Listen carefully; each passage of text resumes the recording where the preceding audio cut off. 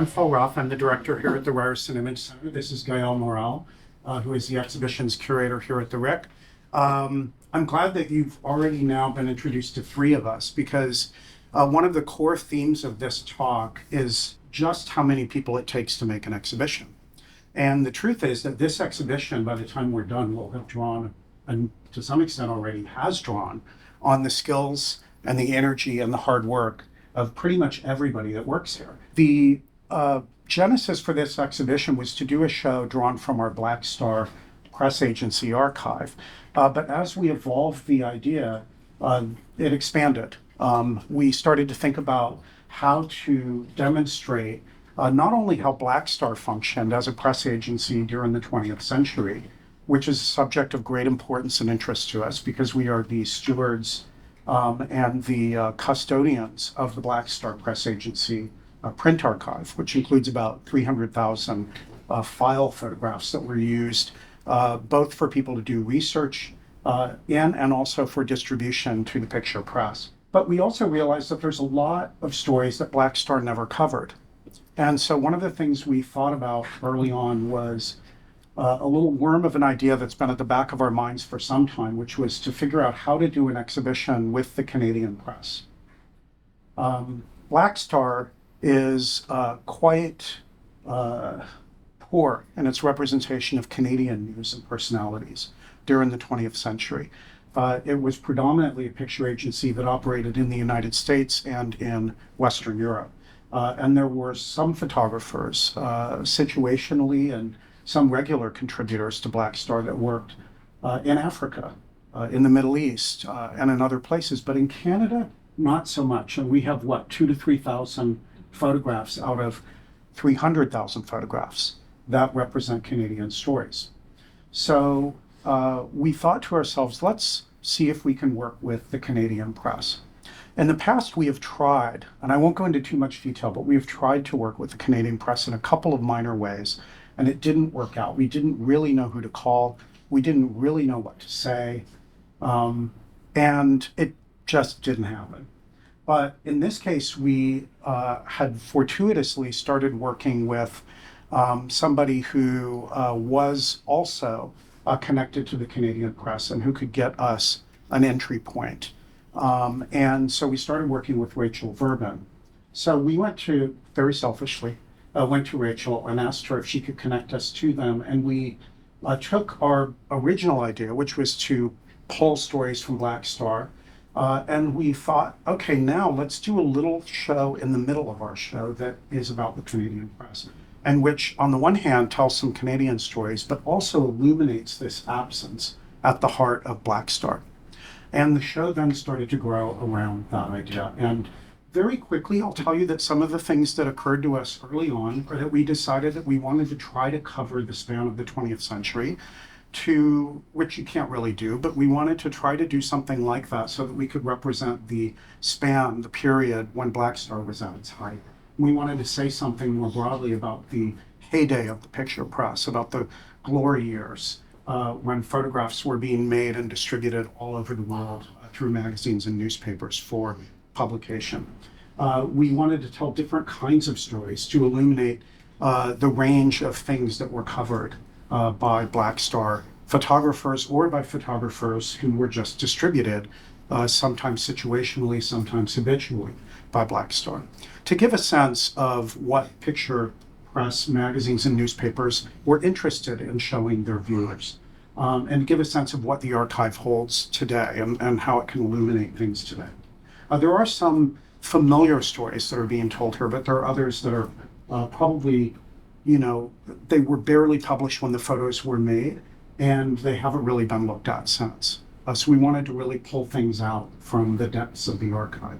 And we also wanted to try to both say something about the underrepresentation of certain stories by pulling them out, and also illuminating the fact that those are unusual, so that you see a number of the women photographers that worked for Black Star, but that we will also tell you that that was not the norm.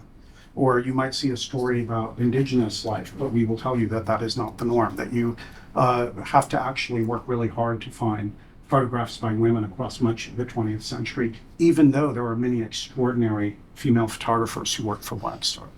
And I already mentioned this, but I want to get a little bit into it before we start showing you some of the examples of what we've done here, is that just by doing this show, we had to query what is a story. We had to think, what does that actually mean? Because very often people were not assigned to make stories. And as I said before, their photographs were not really published as stories. They were coverage that would then service what was perceived by picture editors as an immediate need. For example, somebody becomes a huge country and Western music star. All of the magazines and newspapers want to publish photographs about that person. And so photographers are sent out to get pictures of that person. Other press agencies are consulted. Can you send over prints of your photographs of that person so that we have them on file here? Horse trading is done, and then the pictures sit there. And maybe Life magazine or Paris Match writes in and says, we need a picture of that person. Or maybe everybody moves on to the next country and Western star, and then the photographs sit in the vault and go unused. And so that is one kind of story. And other things are urgent news stories. And other things are perceived need or perceived expertise. Black Star, for example, was very famous for its coverage of the American Civil Rights Movement. And as more and more newspapers and magazines came to Black Star for photographs, Black Star produced more and more photographs to fill that need. So those are different types of stories. But another kind of story that we wanted to tell was the story about how picture agencies work. And so we have constructed our own stories in some cases. We have taken coverage by different photographers of lengthy stories, for example, and brought the images together so that we can illuminate how a complex story that plays out over time is covered by multiple people and the pictures distributed to different news outlets at different moments. We have talked about how Black Star functioned in writing our texts for the show. So we will sometimes pull out pictures in order to make a point about a particular type of commission that Black Star would receive, say late in the 1960s or 70s, and how that illustrates the change of Black Star over time. So the stories about the stories are also the stories that we're talking about when we titled the exhibition Stories from the Picture Press, Black Star Publishing Company, and the Canadian Press. We're going to start with the photographs that you see here on this end and work down to the other end. When you're looking at Black Star as an entity, and by the way, we are focusing entirely on Black Star right now because the Canadian Press photographs we borrowed from CP for the show. They are not in our collection, and we're focusing on our collection for this talk. In Black Star, one of the things that you find, though I would say this is true of CP as well, is that very often extremely famous photographers who have become widely known outside of the context of distribution photojournalism are somehow in the picture agency archive. There are times when we know exactly how that happened. There are times when it's a bit mysterious. The photographs that we're about to show you illuminate two versions of that story. The first one right here are pictures of the ghettos in, are they all in Poland? Just one there, yeah, in Warsaw. And these photographs are by Roman Vishniak, and they happen to just be right here with this wonderful Roman Vishniak stamp on the back, and all kinds of caption information and stamps about how to reproduce the photograph. And Chantal's bringing one of those samples around to you now, and we can always pull others down when you come up after the talk. These photographs have become the iconic images of the Warsaw Ghetto, and primarily in the ghetto right at the inflection point when the Nazis were about to begin sweeping through neighborhoods, and already the incredible oppression and poverty that was settling in because of Nazi policies is evident. These photographs were distributed through Black Star very often at the time. They were published in other ways as well, but Black Star was one of the primary ways that these photographs found their way into newspapers and magazines at the time. Now, of course, you're likelier to see these images in retrospective exhibitions of Roman Vishniak's photographs, or you might see them in history books about World War II or the Holocaust. But what's interesting about these pictures is that they were working photographs. They very often show the damage that they incurred just through the natural act of distributing them and publishing them.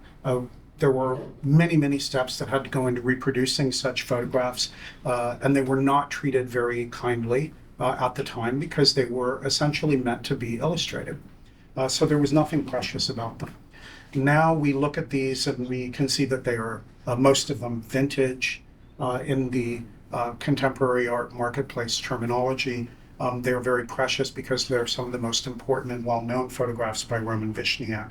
But what we find interesting about them is that although they've been discussed in countless ways and certainly as aesthetic objects, here they live as news photographs, as they were once made and as they were once understood to be. Another example is quite different, and Gaëlle's going to tell you about that. Yeah, the second example, so it starts here, is German Krull, the German photographer who was fleeing France and Nazi Germany during the war, and she embarked on a boat from Marseille to go to Brazil, to go to Rio.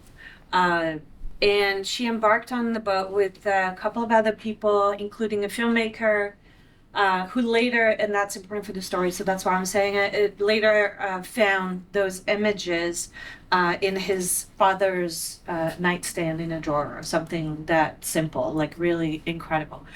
But the idea, as Paul was saying, the idea was to try to find interesting stories that were maybe out of the ordinary, or images by famous photographers that maybe we didn't know about or we had never seen, because as Paul was saying, they were professionals. They were working for the agency and hoping to distribute their photos. But sometimes it didn't happen. So what happened is basically the photos would stay in what we call the morgue. Actually, it's called the morgue, which is very interesting.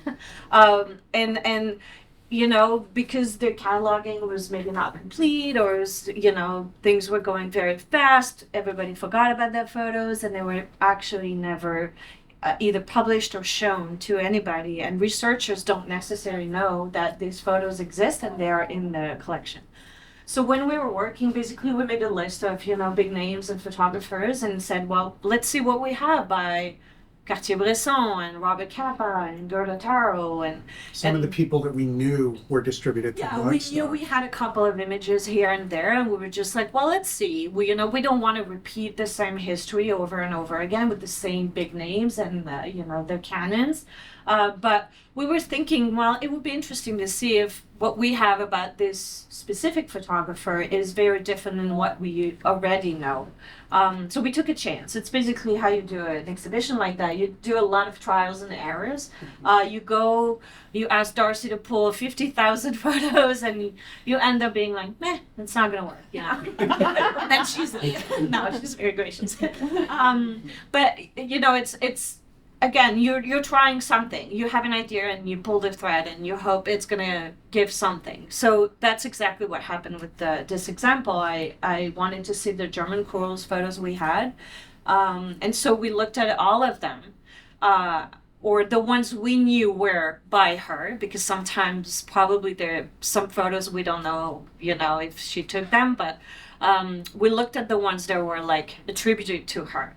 And what I discovered is this specific story, which is incredible. When she was on the boat from Marseille to go to Rio, they stopped in French Guiana, in Cayenne, where you had what is called in French a bagne, which is a labor camp organized by the government. So the government would send prisoners to this island where life conditions, as you can imagine, were horrific. Basically, it was a death sentence, but you were sent on the island, and it's called the Devil's Island. So I let you imagine the conditions, the mosquitoes, the heat, the humidity, the lack of food, the lack of hygiene, the lack of health,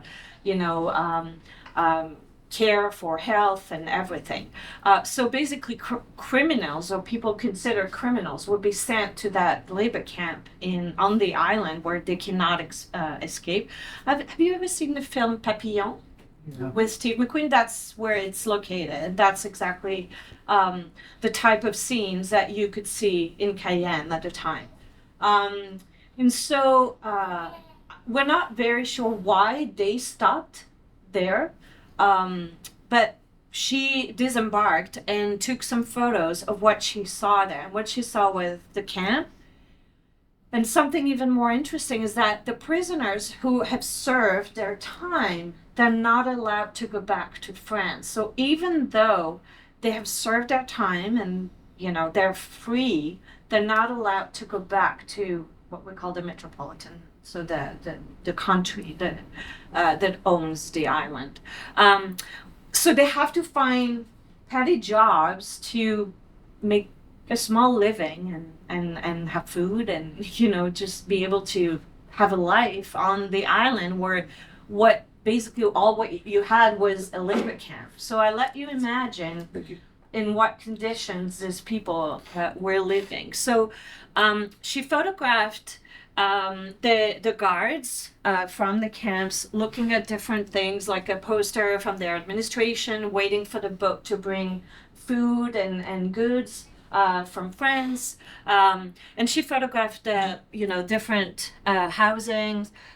You see portraits of former prisoners who are living in horrific conditions on the island, and you see the big boat bringing the goods. You see like this tiny boat where people would come and get the goods back on the island. So this is really, for us, was really a big discovery because basically nobody knew about this until the son of the filmmaker she was traveling with discovered the photos in one of his father's, you know, drawers. And then the photos were, you know, shown in an exhibition last summer. So it's very, very recent. They made a big book about the whole project.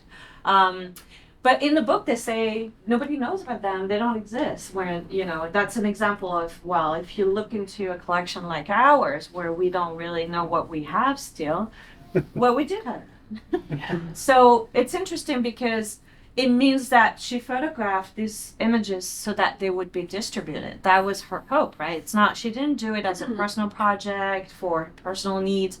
The idea was, I'm a professional photographer. I'm going to do what I do, which is take photos, and I'm hoping I can sell them. So it's interesting because now this project has become this fancy, you know, personal, intellectual project, and kind of like trying to, you know, make it more arty than what it really was at the time, which was like, I travel, take my camera, I take photos, and I'm hoping I'm going to make some money out of them. So it's kind of interesting to find that. The other thing that is very interesting with her is that she wrote quite a bit on the photos. So do you have the extended captions in the back? One. So you see how this is very typical of what a caption would look like on the back of a photo. So it's typed and then it's pasted on it. So, you know, and then you have the stamps and just the photographer's name with the pencil on the verso.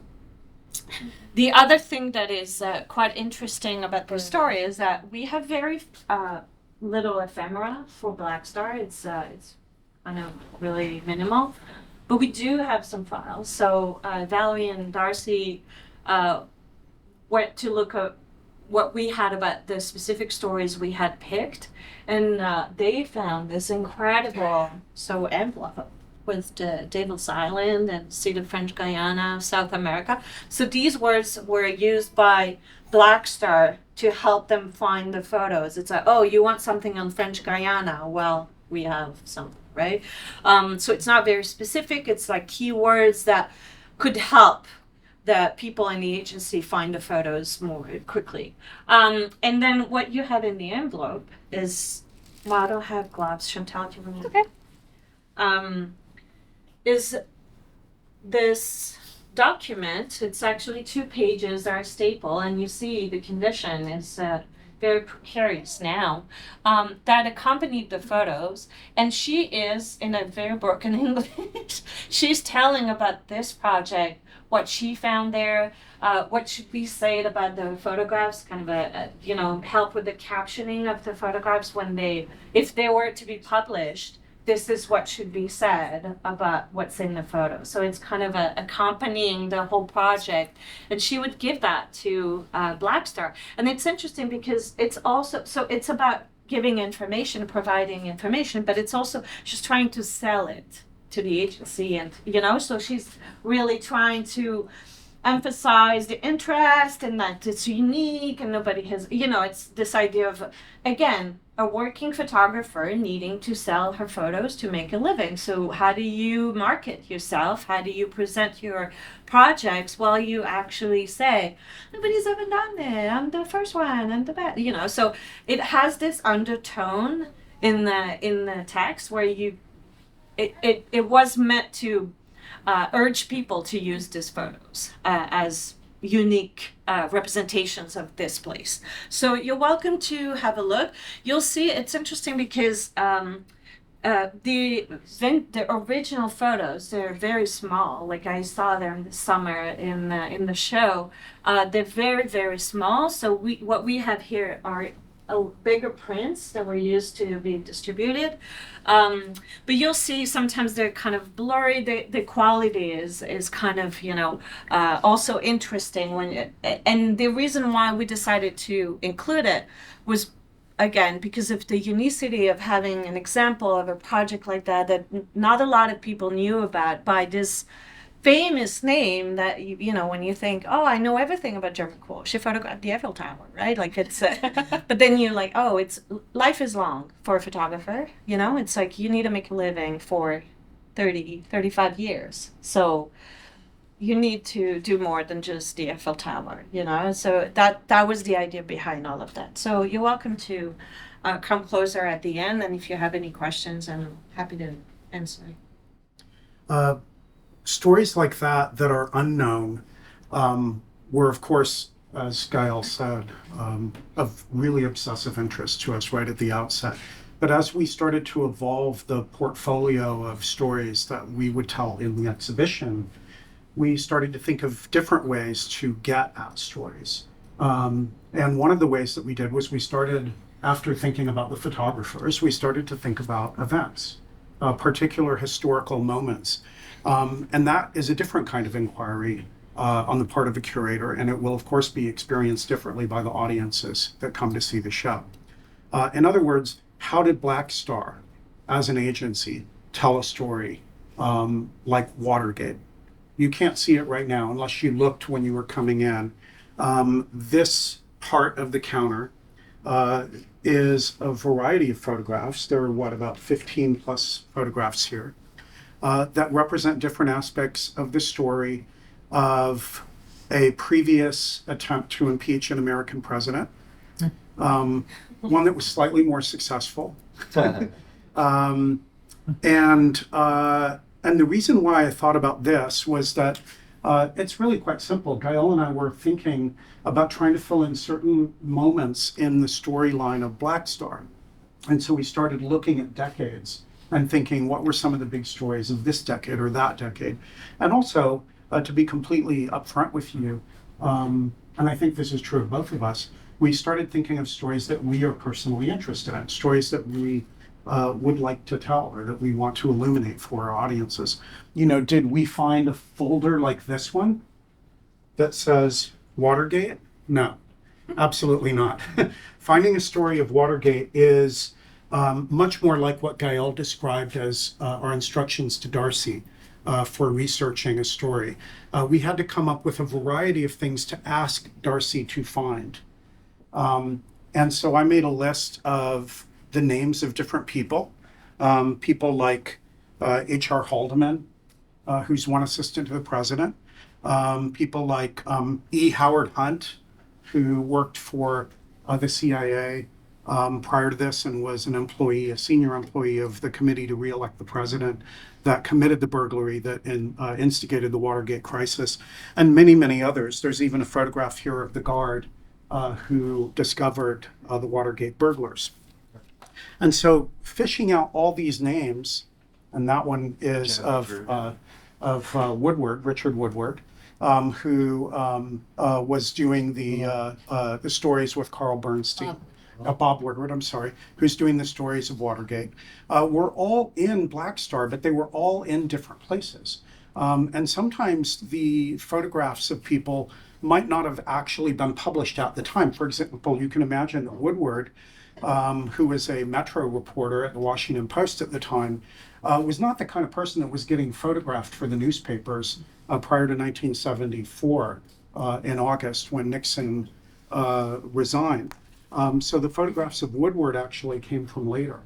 And at the same time, there were a number of photographers working to photograph different aspects of the Watergate story, assigned at different moments, some of them predominating because they were photographers in Washington, D.C., but others just doing one-off pictures, like this one that Chantel's holding up. You can imagine that at a certain point, editors wanted to illustrate photographs, using photographs of the Watergate apartment building, just exactly what this significant location was where the burglary occurred, and the name of which became the iconic one-word name for a whole complex of stories about Richard Nixon and the corruption of the administration at the time. So a lot of different pictures are in Black Star. We probably even missed some. We thought of every search term that we could, investigated as widely as we could, looked at, I don't even know how many pictures. Darcy, do you remember how many pictures you pulled About 17,000. of Watergate? Or around, Sorry for the whole. for the whole thing, but how many of Watergate approximately? Several hundred, right? Yeah, there were several hundred. Yeah. And, we looked through all of them, and then we had to confront the big question: how do we make this into a story for our audience? How do we boil them down, select what's interesting, reconstruct the span of time that is the Watergate crime investigation, governmental inquiry, and then impeachment of Nixon and resignation? How do we do all of that? How do we make this clear? And what are we actually going to reveal about Black Star and about photojournalism and about how photographers cover news stories in assembling this story from these disparate elements that were published in many newspapers and magazines over a 2+ year period of time? And in the end, we made a selection. And after the talk, you can come up and look at that selection. And then Gaëlle and I were looking at all of our stories, and we had to get ruthless. It was that moment when we had to get ruthless. We had been told by our boss, Valerie, who runs our exhibitions and who is unsparing in her discipline of us, that we had how many, like 200 or 300% the photographs that we could fit into the show. And that's if we're making a boring show that nobody wants to see. So she said, no, you need to cut. And so a bunch of us started walking around the table. The photographs were shifting and moving, and we had already gone through multiple stages of editing and pruning and trimming, but individually, story by story, and at different times. Gaëlle working on some, me working on some, Chantel working on one, Darcy working on a couple. And over at Canadian Press, not even on this property, Rachel working on others. But we were all here looking, and some things hit the cutting room floor. And this entire story that we worked on a lot, Darcy more than anybody, is now not in the show. Oh, it's heartbroken, as you can see. And when you come up, you might be able to tell why, but even if you can't, I'll tell you, it's just too damn big. And it's too complicated, and at the end of the day, not much is said about Black Star and photojournalism. Yeah, it would have been. Well, that's partly why we wanted to do it, right? We thought, how timely. But the truth is that, and there's a lot of great stuff here. You'll see amazing pictures. You will see certain stories about the picture press unfolding here. One thing that Gaëlle in particular got obsessed with in these pictures is, here, you take this one and I'll take this one, is the cameras that were in many of the pictures. So that you are looking at a news event unfolding, but you're also seeing all of the other picture press and all of the other broadcast journalism that is happening at the same time. Because, of course, In this case, the photograph is by Dennis Brack, who is a frequent contributor of Black Star. He's competing with all of these other guys to document these events. And this is the Fred Ward picture. Fred Ward, another significant contributor to Black Star. And so the presence of the cameras was something that we started to get obsessed with, and we started to think would be interesting to thread throughout this story and even throughout the whole show. And there is some of that in our show, you'll see when the exhibition opens. But this amazing story, amazing news event, incredible personalities, great pictures by amazing photographers, it's not in the show. And we wanted to show you one of those at least. So do come up when you're finished and look at and see the stories that we're not telling. Okay, let's move down here. Yeah. And we're going to tell you about another type of story that we wanted to tell behind the stories, and that was the story of how photographers do their work. I think typically we imagine that either Black Star, and when I say we, I mean everybody, the audience walking into the show will imagine that there's a fairly linear way that photographs were assigned. We imagine that there's a news event that is of urgency, or there is a personality, somebody who's releasing a new record album, and there needs to be publicity attached to that. An assignment comes in from a magazine or a newspaper, or it is generated from within Black Star in anticipation that a newspaper or a magazine will want photographs of that event or of that personality. But it's also so much more complicated than that. And one of the things that's really interesting is how certain photographers became identified with certain kinds of stories. And certain kinds of stories happen again and again and again. And so we wanted to illustrate that. And one of the ways of doing that is by looking at weather events. Because one of the most predictable things in life is that weather events are going to be aggressively and systematically covered by news outlets. So for example, when you look at these pictures, which were all made by a guy named Flip Schulke, Phelps, first name actually Phelps, but he had the great nickname Flip, because in earlier life he was a gymnast. That doesn't matter, but it's kind of interesting. Flip Schulke developed a specialty in photographing hurricanes. And I assume that we all think about this if you turn on the news, if you watch CBC or CNN or whatever, and there's a hurricane somewhere, there's also somebody weird who decided to go into the hurricane zone and stand there while they're lashed about and in imminent danger of death with a microphone and a camera, right? This has been going on for a very, very long time. And of course, we know typically and have since the middle of the 20th century when hurricanes are coming. And Flip Schulke developed the curious specialty of photographing hurricanes and extreme weather events. He was also, and this is not unrelated, he was fascinated by underwater photography. And so he had cameras and casings, housings for them that would resist the water inundation. And he was also formerly an athlete. Wow, the gymnast thing is relevant. He was formerly an athlete, and so he knew how to actually stand in a dangerous situation, keep his body balanced, and do what he needed to do in order to take pictures. And so he would do things that were quite interesting. For example, in this hurricane, which is Hurricane Betsy, which happened in 1965 in Florida. Well, it hit several parts of the southeast coast of the United States, but most prominently Florida. It was anticipated that it would be an absolutely deadly and vicious hurricane. And so one of the things that Flip Schulke did to make some of these pictures is he actually lashed himself to trees and telephone poles while he was making the images. And his photographs of Hurricane Betsy, we believe, were pretty widely published, though we're still in that investigative part of our organization where we are about to go out and start looking for some of the reproductions. You'll see here photographs that were actually chosen by us to be included in the show to illustrate the event of Hurricane Betsy. But we wanted to also show you some of the pictures that we took out so that in the context of this talk, you can actually think about the choices we made in editing the photographs. Again, these photographs were made not to tell a coherent story about Hurricane Betsy at the time, but rather to provide a variety of images for the particular needs of picture editors, magazines, and newspapers. And very often, these photographs, if they were published, might have been published by one picture that was selected from the whole. And the prints that you see here are both vintage and later. And that's also interesting because one of the stories of how picture press archives work is that photographs are returned to again and again. And you can imagine that a school textbook published a few years later about extreme weather might include pictures sourced from Black Star of Hurricane Betsy. Hurricane Betsy became very famous because it was, in 1965, the most destructive hurricane ever recorded in terms of cost.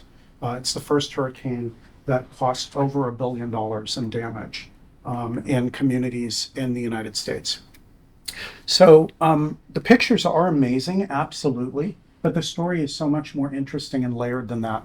And one of the things that we're going to try to do in the exhibition is boil all that down to 150 words in a little text that will go next to each story. There are certain aspects of every story that we have to leave out that we can't tell. But this is one of the stories that we wanted to tell, how photographers actually develop specialization so that Flip Schulke is the guy that got the phone call when people started to anticipate this destructive hurricane. And he zoomed into Florida while everybody was leaving. Do you want to say a few words about the size? Oh, sure. Though, I will say that probably some of my colleagues have a better understanding of this, but there are different sizes of prints that you see here, everything from 8 by 10 or smaller prints, very often trimmed when vintage, and larger prints as well. And sometimes we really puzzle over why the prints are larger. One thing we do know is that Life magazine in its labs made typically larger prints, like prints on 11 by 14 inch sheets of paper as opposed to 8 by 10. And so many of the 11 by 14s that we have might well have been made for Life or come from the Life lab. Black Star photographers worked in concert with Life. They were published, some of these were published by. In Life, yeah, so that would explain it. Other times larger prints were made because photographs were going to be exhibited as opposed to published.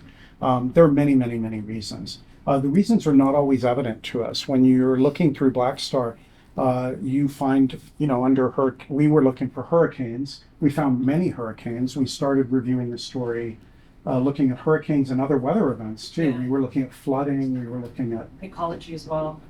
I was thinking about climate change, gotta be honest. Topicality is definitely something that occurred to us as we were selecting the stories here. But we zeroed in on Hurricane Betsy in particular because Flip Schulke made a lot of pictures of Hurricane Betsy, and it seemed like a better way to tell the story. But that doesn't mean that when we start that we have much information beyond what's on the backs of the photographs. Very often we do not. As Gaëlle said, a lot of the information that would help us understand the context of their making and the reasoning behind their earlier distribution. That picture is going to fall, Yeah. Chantal, so I'll let me take care of that. A lot of that information is just not there. And we have to reconstruct it, usually by starting with the pictures, looking at historical accounts of the photographer, of the event, and then ultimately by looking for publications to see where the photographs were published and what captions were used. Okay? And then maybe last example before we few questions. Again, we're looking at what we could, what kind of stories we could tell. Paul suggested maybe we look at one name. One photographer we knew worked a lot for Black Star, just to try to, again, tell the story about what it was to be a press photographer, a photography practitioner, and what it meant when you were working with an agency. One of these names is Gene Daniels. He was a photographer based in Hollywood, so he would cover everything Hollywood. So red carpets. Some of you might have seen our exhibition on Glamour. You remember the wall, the Marilyn Monroe wall? That was him. So that he would be sent to the Golden Globes. He would be sent to the Oscars. He would meet with celebrities and photograph them. And we thought that would be a good example of what it means to be, a steady photographer based in a specific area where we know a lot is happening that can feed the media.